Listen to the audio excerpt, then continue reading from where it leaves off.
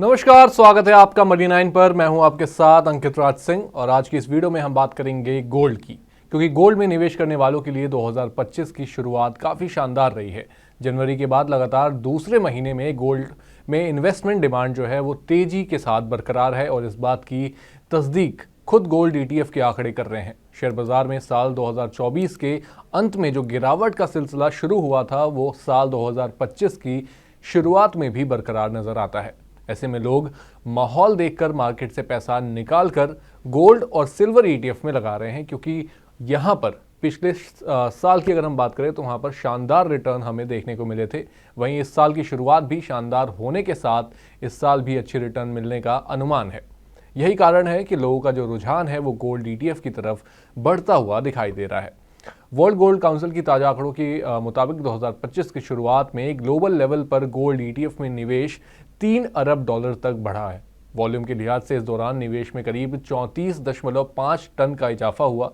सोने की कीमतों में लगातार तेजी बनी हुई है और दूसरे महीने आए इनफ्लो के दम पर जनवरी 2025 के अंत तक गोल्ड ETF का एसेट अंडर मैनेजमेंट और टोटल होल्डिंग बढ़कर रिकॉर्ड 294.2 अरब डॉलर और 3,253 टन पर पहुंच गया है।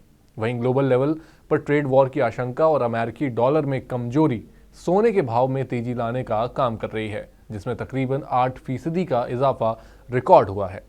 वहीं दिसंबर 2024 के दौरान गोल्ड ETF में निवेश 0.3 अरब डॉलर यानी कि करीब 3.6 टन बढ़ा है। गोल्ड के लिहाज से साल 2024 भी बेहद शानदार रहा। सोने की बेंचमार्क ग्लोबल कीमतों ने 2024 में 40 बार न्यू ऑल टाइम हाई बनाया। जियोपॉलिटिकल टेंशन, सेंट्रल बैंकों की खरीदारी, ETF डिमांड में तेजी और अमेरिका में ब्याज दरों में कटौती की उम्मीद के बीच सोने की कीमतों में 2024 में करीब 27% की ज़बरदस्त बढ़ोतरी देखने को मिली। ये रिकॉर्ड मार्केट्स के सभी रिकॉर्डों को यहाँ पर तोड़ता हुआ नजर आया। निफ्टी, सेंसेक्स और हालांकि ओवरऑल जितने भी इंडेक्स हमारे इंडियन मार्केट में मौजूद हैं, किसी ने भी गोल्ड के रिटर्न्स को यहाँ पर बीट नहीं किया है पिछले साल की बात करें तो। वहीं गोल्ड ETF के निवेश पर मिलने वाले रिटर्न की बात की जाए तो गोल्ड ETF ने पिछले एक साल में अपने निवेशकों को करीब 35% का रिटर्न दिया है। ETF यानी कि एक्सचेंज ट्रेडेड फंड सोने के गिरते चढ़ते भावों पर बेस्ड होता है। एक गोल्ड ETF यूनिट का मतलब 1 ग्राम सोने से है। गोल्ड ETF की खरीदारी बिक्री भी शेयर की तरह ही BSE और NSE पर की जाती है। भाव घटने पर आप अपनी यूनिट्स को खरीद सकते हैं और दाम चढ़ने पर आप उन्हें बेचकर मुनाफा कमा सकते हैं।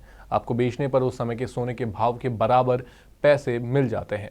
गोल्ड ETF खरीदने बेचने के लिए आपको अपने ब्रोकर के माध्यम से ही डीमैट अकाउंट खोलना होगा, जिसके द्वारा आप NSE पर उपलब्ध गोल्ड ETF के यूनिट खरीद सकते हैं और उसके बराबर की जो राशि है उसे अपने डीमैट अकाउंट से जुड़े बैंक अकाउंट से आप उसे पेमेंट कर सकते हैं।